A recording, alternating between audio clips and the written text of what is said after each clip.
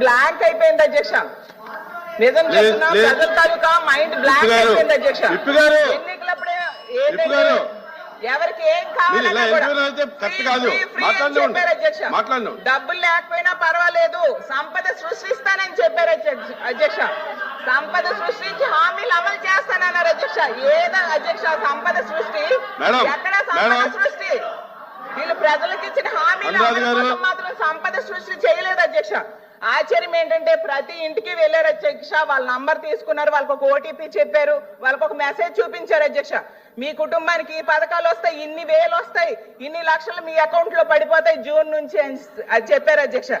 ఏమో అధ్యక్ష, లక్షల రూపాయలు జూన్ గడిచిపోయింది, ఇప్పుడేమో నవంబర్ కూడా వచ్చేసింది అధ్యక్ష. అలాగే